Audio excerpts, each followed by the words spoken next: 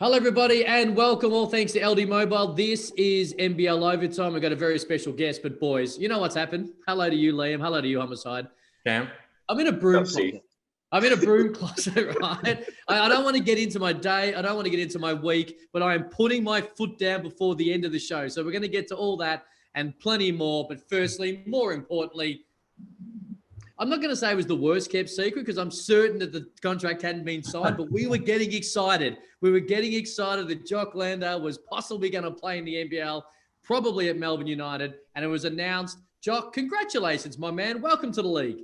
Appreciate it. Thanks for having me. It's about time. You know, I was kind of on par with everyone else. There was like that initial excitement where people kind of started getting the idea that I might be playing with them, and I was like, yes, like this is finally, you know, everyone's catching on, and it could actually happen. And then kind of like weeks went by, and as weeks went by, I was just like, oh my God, like I'm as frustrated as everyone else. Like I just want this thing to get done. So it feels good to finally have it all sorted. We had fingers crossed for just as basketball fans. You know, we watched you, we continue to watch you play all around the world, and we wanted you in our own backyard.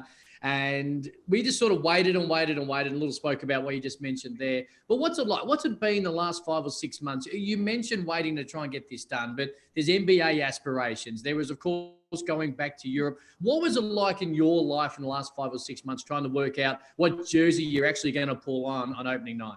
Frustrating. I mean, you could take it back to 9 months when I first got back from Europe. Like we were kind of on call for 3 months as to whether or not that season was going to start back up. So like season finished, but we were still all working out, trying to stay ready. And I know the Americans, like a lot of them tried to, like they stayed there, but I was like screw that. I'm going home. I want to see my family and friends as quickly as possible. Had the idea that it'd probably take off, and it looks like I kind of guessed right. But yeah, like it's been frustrating. Like, you know, I put a lot of like faith into the fact that the NBA would happen this off season, and I mean, for a very long time there, it genuinely was going to happen. I mean, until the NBA said European guys couldn't go over to, you know, play in the bubble and whatnot because they kind of opened things up to sign new players, and then they made the rule that if you're in Europe you couldn't go. That was kind of like a bit of a gut punch, just because we had we had firm offers from 3 teams that said, hey, if this thing opens up, like we're going to sign you to maybe like a 2-year deal, guaranteed deal, and go from there. So for that to all like kind of shut down, that was like the first lot of disappointment. And then, you know, obviously I waited for this free agency, which was really like, that was a real anxious time. And when that finally fell through again, I was just like, this just keeps happening. Like I don't know what else I can do. But I think the best way that I've kind of started looking at it is like I keep, you know, aiming for the stars and landing on the moon. So like I'm ambitious and I keep going for it, and I'm going to continue to keep going for it. And if I don't ever make it, like I'm pretty happy with the legacy that I'm already leaving, and I'm just going to keep going down that route. Jock, you spoke about the offers that were on the table heading into the bubble. During this free agency period, how close did things get? Things got down to a 24-hour period where there was a certain team who said, there was 2 teams that said, okay, we want to sign you. Everyone in the front offices signed off on it, and now we just need to run it through the president or the owners or whatever. And they were like, we'll give you an answer in 24 hours. So I was actually away with my girlfriend for 1 weekend, and I got this answer, and the whole weekend was ruined. I was just like so anxious, waiting for a call or a text from my agent, and it never came. So yeah, like we got really close to like the point where that team didn't even end up signing anyone because, you know, they did massive extensions, and they kind of just ran out of money in a COVID year, I suppose. So I also, you know, everyone knows that I've had a monumentous buyout attached to my name since my Serbian muck up, and that's kind of what's been holding me back and continues to do so, because, you know, there would have been other opportunities had I not had that buyout and all those clauses in my contract that were kind of holding me back per the collective bargaining agreement. So all I've been able to shoot for is a guaranteed contract. So now that United's done this fantastic job of finally like getting rid of all that, and like a whole bunch of steps had to be taken to get rid of that, and like I'm in a position where I can actually just go to the NBA if I want to go to the NBA. But that's a whole different conversation. So finally, I'm free of all those ties, and it's a good feeling to kind of have options if I choose to take them. Now that the toughest part of your off season is behind you, so to speak, you here in Melbourne, how great does it feel to be on home soil this upcoming season playing for Melbourne United in the NBL? It's fantastic. These guys have done so much already. As I've said, they brought me in with open arms. They put me through the ringer time and time again this off season, and just playing with a team that's so connected and so caring about their own has been massive. And I'm so excited to have the opportunity to finally play for a club that like really invests in their players and, does a whole bunch of stuff for the players. And I mean, for me, playing in the NBL is something that I've always dreamt of doing, just because like it's home, especially, being in my home city. I've got my friends and family around, and being able to do that for the first time in 7 years is something that's really special to me. And like, now that the league's in a position where it's like actually like one of the best leagues in the world, it's like, okay, like why not try and take it a step further? So like, that's always been a dream of mine, is to come home and play in this league and see if I can further the interest and kind of the eyes on this league, and continue to, maybe make changes or whatever might happen, and further us in the best league in the world discussion, I suppose. So I'm really excited. I know that a lot of the fans and stuff are excited, and I think this is going to be a fantastic year. And to be honest with you, like in a COVID year, I think that the league's brought in even more talent than it had last year. So I feel as though this is going to be one of the best years in NBL history. There's a lot of talent in the league. That I couldn't agree more with. But a lot of people are now going to suggest, and has been suggested, that you guys are the title favourites. Do you feel that pressure? No. I think having played with these guys, we play such an unselfish game, and there's no one option. So it's not like there's all this pressure that, hey, you've got to show up every single night for us to win. It's not like that at all. It's like every single night there's a different guy that could go off and score 40, or there could be on any given night we all score 15 and we win. So, Jock, you spoke about the contract now freeing you of those ties.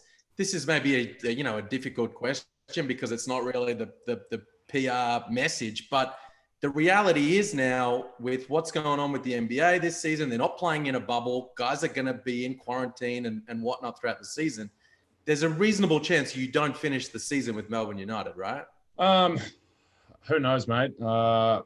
It's not really something that's on my mind. I think that I was, speaking to my agent and stuff. It's got to be, for me to leave midway through a season and leave a program that I care so much about. It's got to be a fantastic situation that I'm going to. So I don't think that I would go, make a move out there for, a contract that doesn't feel right. And I've been chasing this guaranteed stuff my whole career. Like, it'd be a real shame for me to settle for anything less. So it depends. It depends on the timing. It depends on a lot of things. But right now, like we've been playing, and I'm having so much fun playing basketball right now. And like, you can't really put a price on happiness. And playing with a team that is just like such a great group of blokes, like it's hard to beat that. And a lot of these guys are good friends of mine, and I'm having a great time kind of competing against Joe and bantering with Jack White and all that kind of stuff. So, playing with Chris and Mitch and Barlow was something that I was really looking forward to from the start, just given the time we've already spent together in the past with the Boomers. And yeah, I mean, for me right now, that's not on the forefront of my mind as opposed to, the past 2 years where it's always been like, I just need to get to the NBA. I just need to get to the NBA. And it feels like it's a weight off my shoulders. And just having played recently, I feel like I'm playing so much more freely and confidently, not having that added pressure of my mind being so focused on the NBA. And now I say that, but at the same time, like it's something that I need to do, and it's something that I really want to do and believe that I should be doing. And I know that one day that I'll get there, but right now, like, I'm so locked in on what, like, the task at hand, that it's hard for me to see something getting in the way of that. But it's all circumstantial, and we just got to see what happens. Here's what I think. The talent is there. This ought to be good. This ought to be good. The talent is there. We know this. Yes. The skill set is there. You know, you've been on radars, and it's been circumstantial why, you know, you haven't gotten there. Contract situations, we know this. I personally believe that this is going to be a breakthrough year for you. Here's why. You're playing, as you know already, in a world-class league. The irony behind that is crazy, because so many years you have known you want to play in the NBA, you deserve to be in the NBA. My best chance is playing high-level Europe, right? Yeah. And now you're in Melbourne United at home in the NBL. It's going to have a breakthrough year, and it's going to get you that multi-year deal that you want. How great does that feel? Like I'm a fan of speaking things into existence. That's just how I am, right? I've had a chance to see you play a little bit the time with the Boomers here in Australia. Mm-hmm. And I remember interviewing the first time, I was like, yo, I didn't even know you are. Like, you got game. So for you now to be, you know, and I know in the back of your head, it's like, I'm in Europe as an import. I'm here as a local. So, you know, you've lived the import life, the life of uncertainty. Am I getting paid? Will this team fold? You've seen it all in Europe. Yep. But to be home, man, like that pressure has to be, you know, it has to feel great for that. And not like you can't handle it, but just the fact that you are on home soil about to break through a door to get you ultimately where you want to be. That has to be a great feeling, man. Feels fantastic. And I think that there have been so many guys in recent years, Jayshawn Tate, you know, there's a couple of guys from Sydney who have gone to the NBA and signed multi-year deals. James Ennis, I think, played at Perth for a while. Like, all those guys have just kind of been like in the back of my head is like, hey, I could really take a lot of pressure off myself and go home and play in a high-level league and still make that transition. So, you know, it's not like I'm coming into this league thinking, oh, I'm all high and mighty and, you know, this is going to be easy breezy for me. Like, I know there is a list of centers in this league who are elite, and, you know, I want to tick off. So, like, I've got to be willing to show up every night, and it's not just going to happen by me coasting it at 60%. Like, I've got to play a hard game. I've got to show up every single night, and that's something I pride myself on doing. So, yeah, no, I'm excited. I think all that stuff will take care of itself at the end of the day. If it's meant to happen, then it will. If not, as I said, like, I feel as though I'm already, you know, leaving a legacy behind that I'm going to be super proud of one day. And yeah, that's kind of where it's at. I think that you know, this league is now producing a lot of guys who are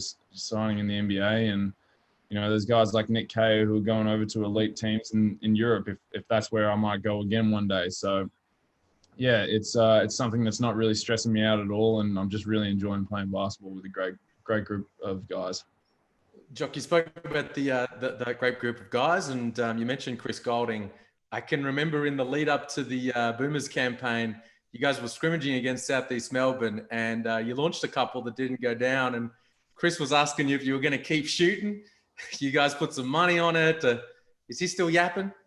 He yaps. It's all Chris does. I don't think I've ever had a serious conversation with Chris. All he does is he just comes in and he just gets after me. So, I mean, I love Chris. We have a great relationship, and he was a big influence in me signing with Melbourne, just because I knew how much fun we had. You know, we roomed at the World Cup together the whole time, and it was just comical the entire time. So, you know, for me, he's a confidence booster, but he also holds me accountable and keeps me grounded, and that's always really good to have in someone. I mean, there's been times in practice where, you know, I might have been acting like a bit of a fool or something like that, and Chris has been like, hey, like, lock in, don't be an idiot, let's practice and play hard and go to work. And so to have someone like that on the court, like, it's one thing coming from a coach, but it's another thing coming from an equal who plays, you know, the same minutes as you do, and he plays on the same team as you do. So when you have a guy like that kind of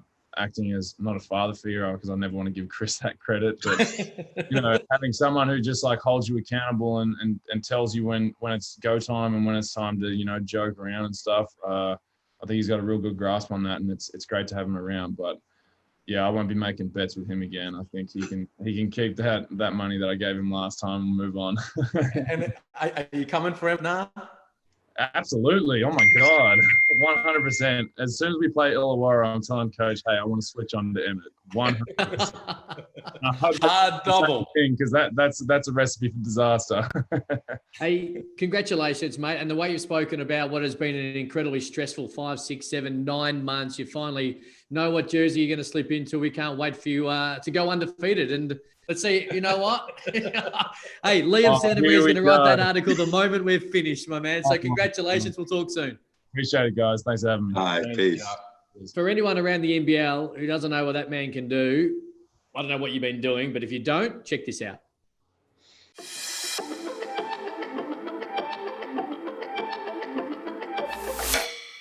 Landale throws it down. Look at Landale.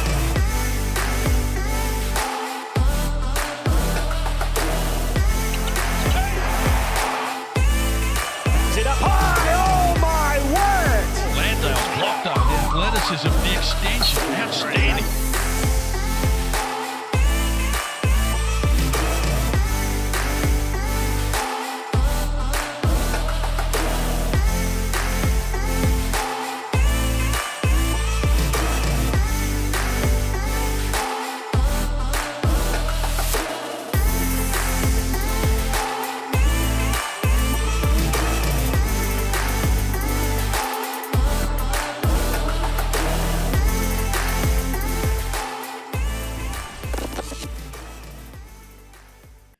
Little Jock Landale, hashtag NBL overtime to get involved. And boys, we've been waiting and cautiously, not hinting towards it, but speaking around it. We know he's been training there for a little while. It was made official late last week. I'm going to start with you, Homicide, first, because I think, correct me if I'm wrong here, I believe, did you drop a tweet last week saying lock in the grand final, the Breakers and United on the back of this? 100%. I think this solidifies it with the addition of, look, man, teams have done a great job recruiting this offseason, right?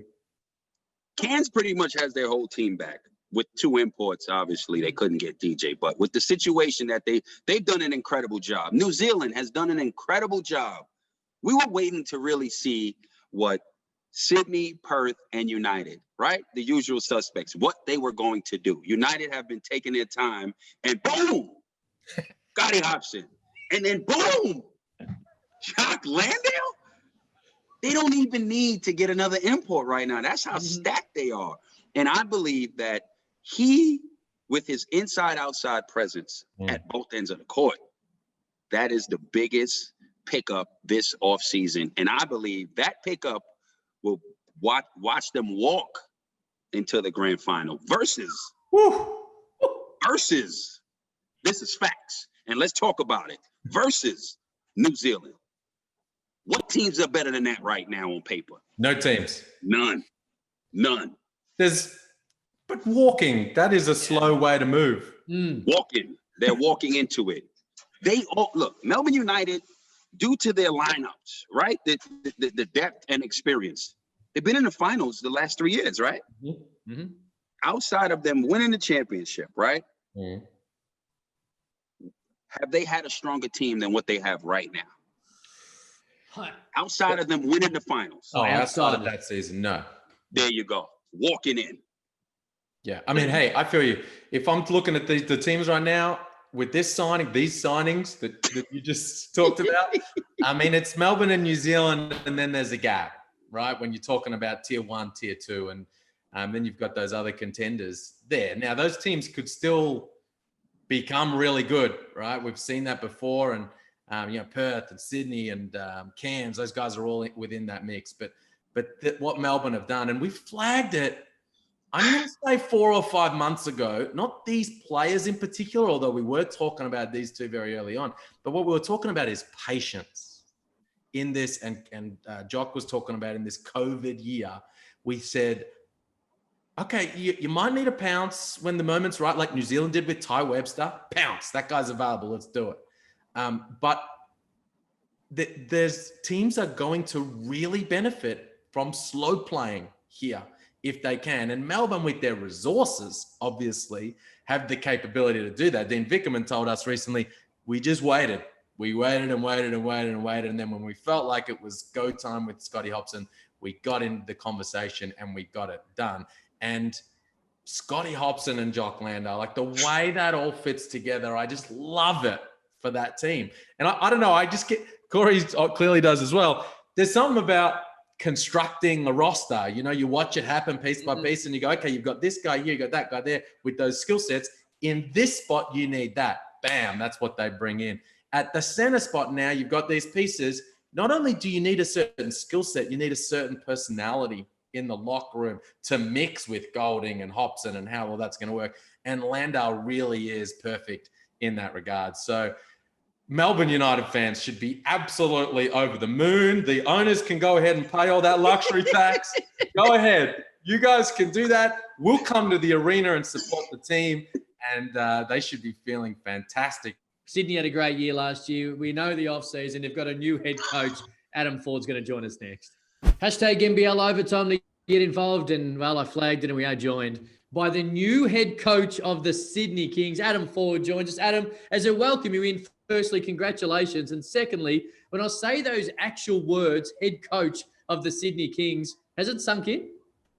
Yeah, well, firstly, guys, thanks for having us. It's long-time listener, first-time caller, so it's all very exciting. But no, it's obviously the basketball side of things feels like normal and everything's the same there. But obviously, doing the interviews now is a new and surreal feeling. So no, definitely hasn't sunk in yet. What was the process like? Of course, we spoke a little bit about Will Weaver and going back over to the US and him going through that process. And from what we were being told is that things were staying relatively normal here with you in control. But did you have to re-interview for the job? Did you have to sit down and propose or pitch again? Or was it just a seamless sort of transition? How did it work behind the scenes? Yeah, no, I personally actually encouraged the idea of wanting to interview and go through the whole process. I wanted to feel like it was something I had to work for again, and also give Paul Smith and Chris the peace of mind that I came in with a vision and an idea and a plan in place. So one of the first things I said was, whatever they decide, I didn't want them to base their decision on if it was something they felt like they had to do or they owed me. They didn't owe me anything. And so I went through a series of interviews. I got grilled. I was put in the firing squad. I had some hypotheticals. I had a presentation, and I feel like it came out the other end pretty unscathed, and here we are now. So yeah, it was all in all, I think it was about a 3-week process. But here I am. Forde, congratulations, mate. I'm one of the many people around the league thrilled for you. Is becoming a head coach going to change you, mate? I noticed the beard's a little bit shorter already. Don't change. Yeah, definitely a few things. Obviously, I mean, it's just been a big year in general, like this year as well. Obviously, I know a lot of families have gone through some tough times with COVID, but ours actually expanded. So I became a dad in March, which was during the final series, and so that made me grow up a little bit, and obviously now the transition to head coach. So I think naturally you have to change and evolve. But one of the things I feel like which has helped me get to this position, and what I've probably learned from some of the coaches I've worked with in the past, is you have to be yourself and you have to be genuine. So I've done the last decade in the NBL being who I am, and hopefully I got the next 10 years being who I am as well. So yeah, subtle things like the beard will go back, but everything else remains the same. Now, we don't want to see a clean-shaven Adam Forde on opening night, man. So we want to see the beard.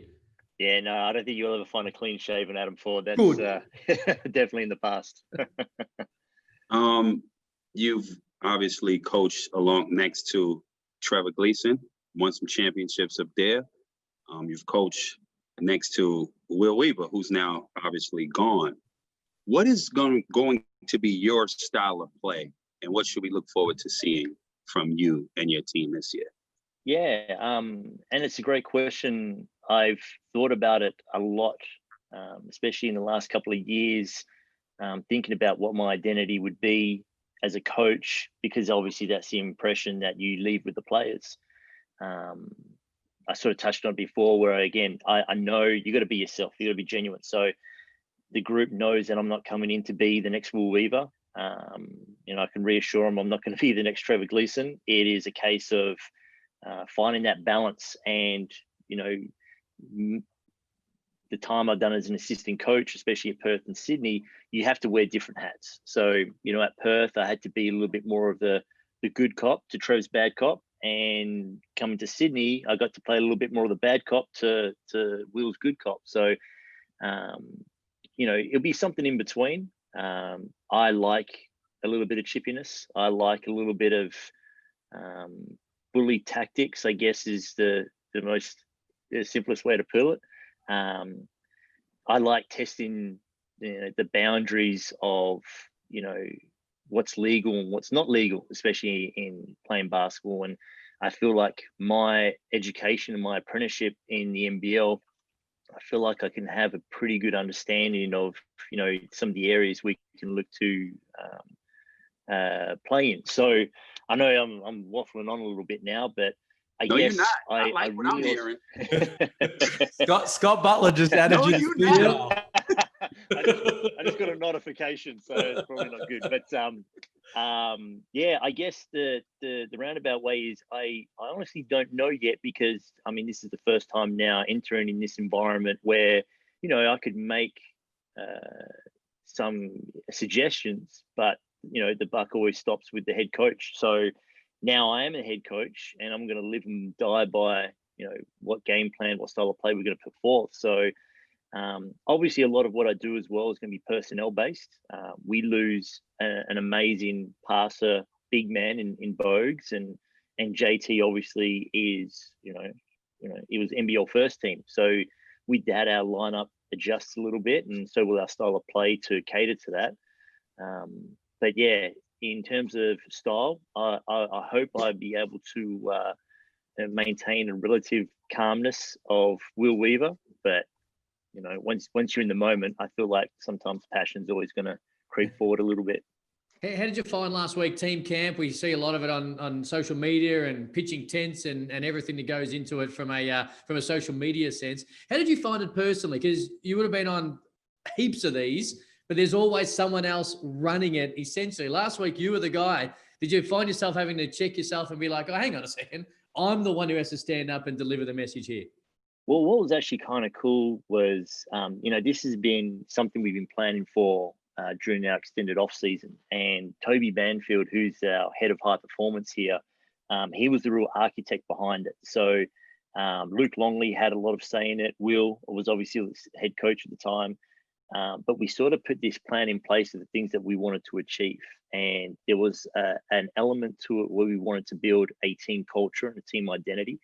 And then also from the coaching perspective, we wanted to put a little bit more robustness within our lineup. You know, we wanted to make these guys have to feel it a little bit more. And so they can come out the other end knowing that obviously if there's a potential talk of a hub, for example, that, you know, staying in a great hotel will be relatively easy, knowing that we made these guys sleep outside for 5 days in gusty conditions out in regional New South Wales. So what was really amazing about it was, even though when it came to the practice sessions that we ran, that was probably the only thing that I was actually in charge of. We had some players that ran player meetings who the coaches were not part of. And the stuff that came out of those play meetings, you can't force culture onto guys, and there has to be a buy-in. And the fact that we had some real veteran leaders in this group, with the additions of, you know, the younger players we brought in, the collective buy-in from all these guys to say, hey, this is what Sydney Kings is going to stand for. So, you know, that was another part that I really had no influence in, but I'm going to reap the benefits from, knowing that these guys came out closer. But the schedule, the way the camp took place, again, I got to give massive credit to Toby Banfield on that, because you know, he had a vision. And even sometimes you look at it and go, you know, these boys are going to get pretty ticked off about it, and they sort of did, and that's sort of what we wanted. And we wanted them to have to come out the other end and recognize that, not everything's going to go your way. You know, some of these guys have been entitled their entire lives where everything they've had done for them is because they've been real talented basketball players. Great. Now you're sleeping outside on the floor. Now you guys have got to carry this 20-kilo rope up a steep incline that goes 4 kilometers straight up, and they had to do it. And just to see them, you know, get out the other side of that was pretty remarkable. Forde, you spoke before about the pieces that you've lost from last season.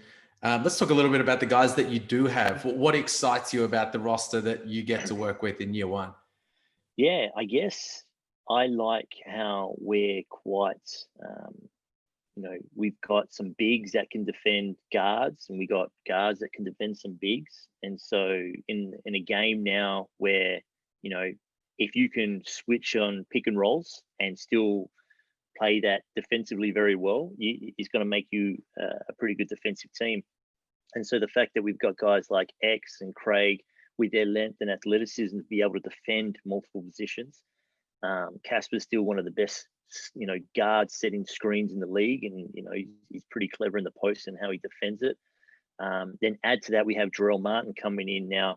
You know, he becomes, you know, a real scoring target for us in that center position. And obviously, because Bogues was such a facilitator and a defensive presence, but you know our scoring had to come a little bit more from our backcourt. Whereas now, I think there's an even spread where you know you got scoring bigs with Jarrell Martin, but also Jordan Hunter's having a great sophomore year, or he's having a great off season with us now. And then we also add in this youth element with DJ and Angus, who are just going to be absolute firecrackers in a sense of energy and volume scoring and getting up the lanes, especially you know Angus's athleticism. And I think everyone forgets how much of a standout teenager he was, and he was unfortunate obviously to have some pretty bad injuries. But I mean, this was a guy that was attending, you know, Adidas camps and Nike camps that weren't available to every other Aussie kid. And the ones who've been there before were your Dante Exums and your Ben Simmons. So, you know, he's, you know, I feel like some of these guys are going to make me look like a better coach than what I am, just because they are so talented. And, you know, if you got the horses and you put them in the right place, you sort of let the magic happen. You mentioned, and we know that's a little bit of a slightly different group, although there's some key components from last year. I think in sport around the world, some review a grand final loss, others do not. It's a totally different situation because we know what happened last year and it's a different head coach. Have you at all broached the grand final and how that sort of happened and played out, or you just left it? Nah, we haven't brought it up. It's one of those things where we're still very comfortable with our decision that we made, and especially how the timeline of, you know, the world eventuated after it. We had guys that wanted to get home, and even myself at that time, being from Perth, and a partner who was, you know, had 1 month old, announcing Mark McGowan was talking about, you know, shutting down the borders. So, you know, we don't really bring it up because it's a non-topic, I guess, for us. We're very much looking forward to, you know, getting underway this season, because it's been now, you know, going on 9 months, I feel like, or longer, that we played our last game. Well, you're getting underway Sunday. You got the Hawks at 2. Are you going to be nervous when you look down? You got Brian Goorjian back in the league, and he's been around forever, and he's the Boomers coach. He's Hall of Famer. He's a legend, and you're coaching against him. Will you be nervous, or will you save the real nerves for the regular season? Well, actually, we got a sneaky one. I guess it wasn't that advertised. We actually did a closed door one against Illawarra before the camp. And how was it? It was good. It was all NBL approved. It wasn't. I'm not trying to get anybody in trouble here. We had hey, all you're the right. The head coach, mate. So if the club's in trouble, you're in trouble nowadays. Yeah, that's very much true. I'm very aware. Actually, Smitty, the owner, he told us that anything good that happens is because of Will. Anything bad is because of me. So they've made that very clear. But no, it was actually kind of good to get a little bit of a dry run behind closed doors without prying eyes, and you know, we're able to obviously work on some things that we walked away from knowing that we need to fix. But no, I guess the funny thing is that, you know, basketball's basketball, and I know I'm not trying to downplay it at all, but I feel more nervous about having to do, you know, these things, the interviews and the talking rather than the actual basketball itself. That's an environment I've always felt rather comfortable in. Well, I tell you this, if you want to get better at interviews now, just talk to yourself in the shower and prepare your mind for questions that may be asked. Start with, man, you guys, fumbled in the fourth. What happened? It will be easier for you to walk into these interviews and have the conversations. Or you guys on a 10-game win streak. It'll be easier and it'll come out much easier. Trust me. I talk to myself a lot. Oh, I actually I went one step further. I actually hit up Liam last night, try and ask for a couple of sneaky questions in advance. But I got a 20-minute car ride where I practiced this. I don't know if I actually talk to the side of me as I'm doing it. I just there you go. But how much did I give you, Fordy? Gave me donuts, absolute donuts. Well, you know what? You still nailed it. So that's all that matters, man. You've been great.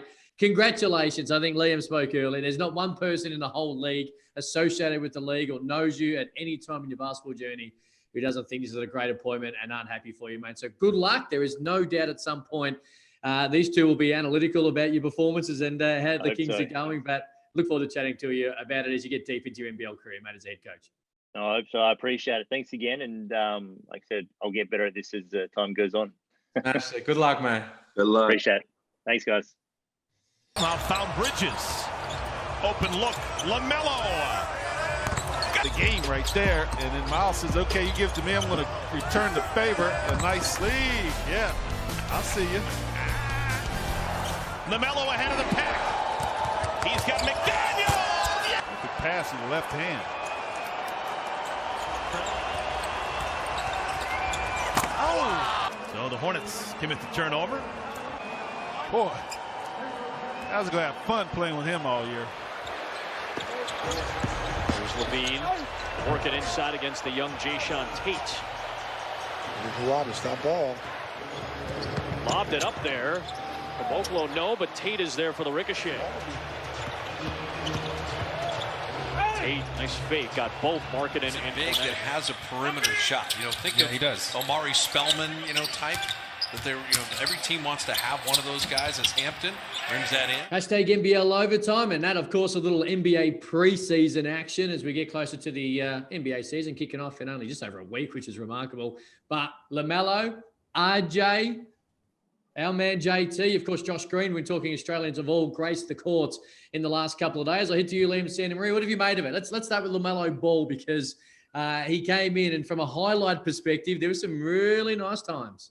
For sure. Great to see these guys out there and they've got their NBA jerseys on and they're dusting off, well, not dusting off those cobwebs, but they're working off those nerves, right? Getting those first reps under their belt. And LaMelo did his thing. I mean, he's just so natural and comfortable on any basketball floor in the world. And that was clear to see from the moment he checked into the game and his playmaking and his passing skills on display, the strengths and the weaknesses, right? He was unable to get a bucket in his first game, put 10 points on the board today in his second game. And he's got to be, you can just see the joy that he's playing with and it's contagious amongst his team. And I think he'd be wrapped with the way he's rolling. And he's clearly, just taken 2 preseason games and he's spread the message, made the statement that the Hornets a must-watch TV. They're the league pass team of the NBA this season.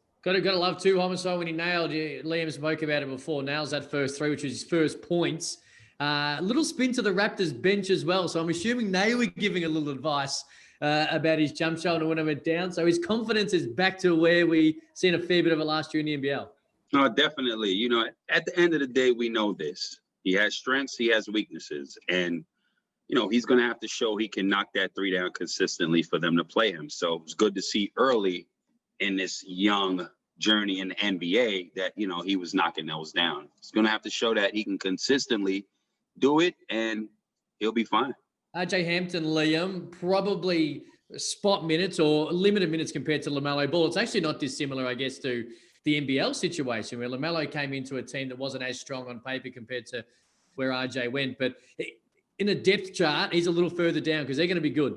He's a long way down. Yeah, because that's a playoff team, 100%. And they've even brought in more talent in that position with Campazzo. So, he got out there. He got his first NBA bucket, his first NBA preseason minutes, and that must have felt good. And, he's not going to get a lot of tick, but, he needs to work hard, put on some size and develop his game. But, the guy who really jumped off the page with his first preseason game was Jayshawn Tate.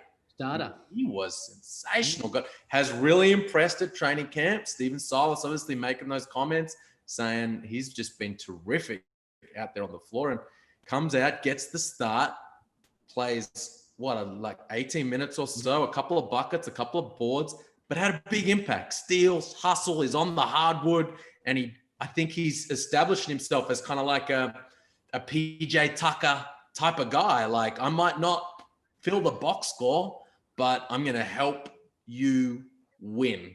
And that's a terrific way to approach preseason, and just brings all kinds of energy. Homicide, we spoke about this. He's contagious. When we had him on NBL Overtime recently, his smile's contagious. His energy is contagious. His excitement of which he plays with is contagious. And exactly all those things, be it with us or with the Sydney Kings, just translates onto the next stage. And you could see that.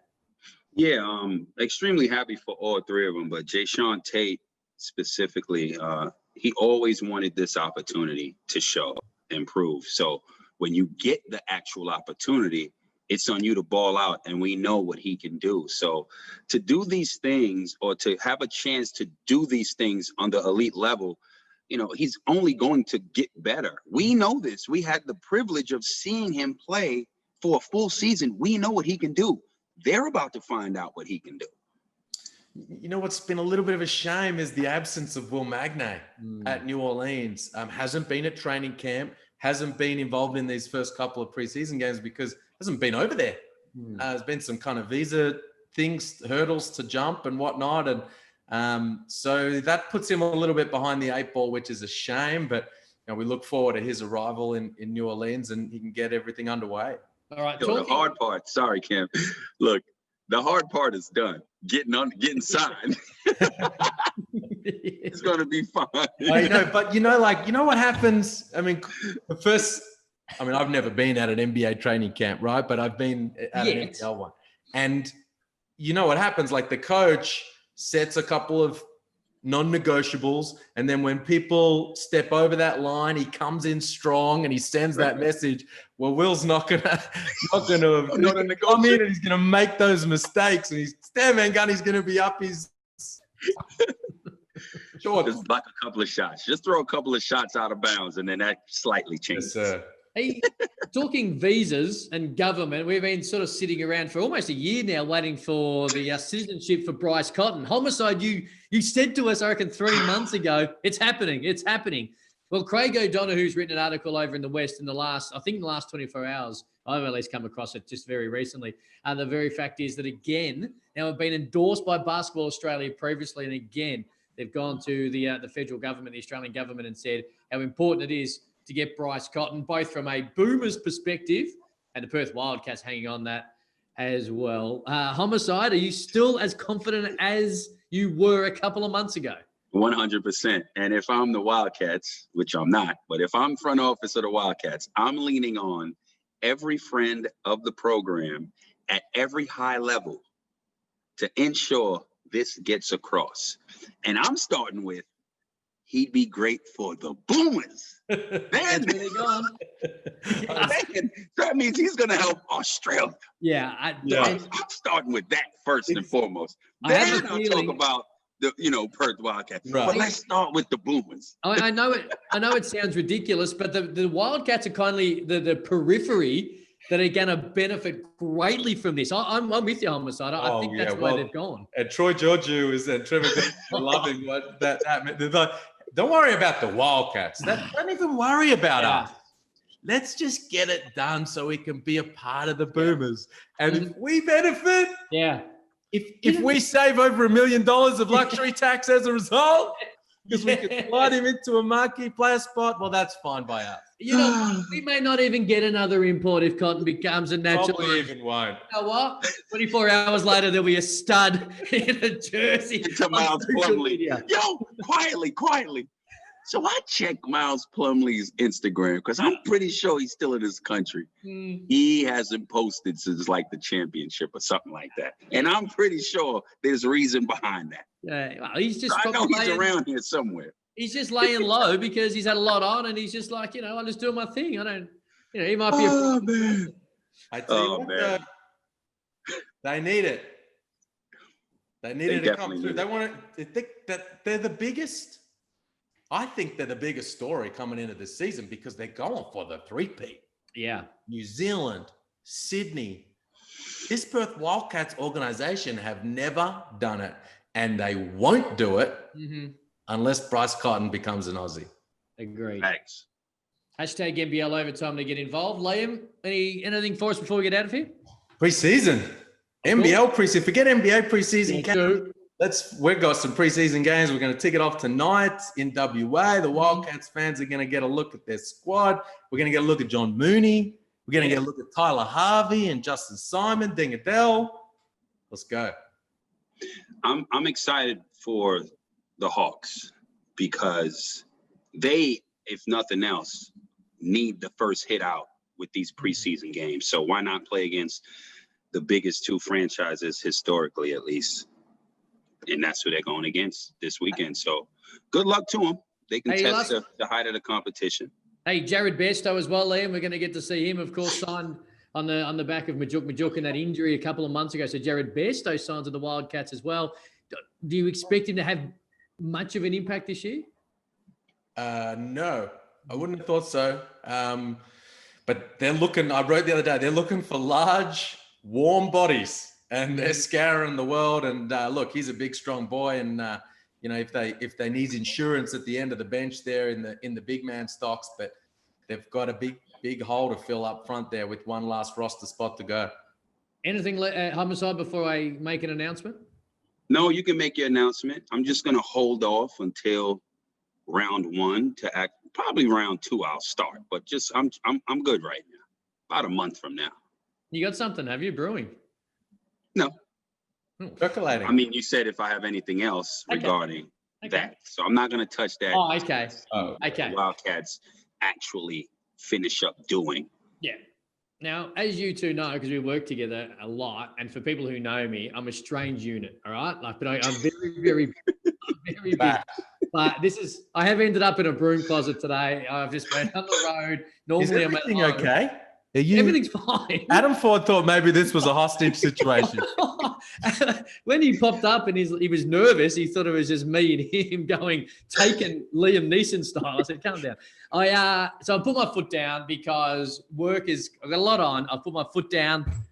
I'm getting us back in the NBL overtime studio from next week. So no more broom closet today. I've been trying to pick course of 20 years, but I've ended up in a broom closet. I'm like, you know what? NBL overtime needs to be back in the studio, us back together, and the broom closet has delivered. So there we go. I can drink my Snake Pit Lager. What is that? Uh-oh. I can drink my Snake Pit Lager now. Yes. Oh yes. My God.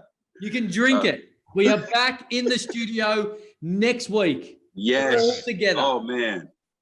Fellas, great job. We've held it down. However we had to, from the confines of our homes, and I am so glad we're back in the studio.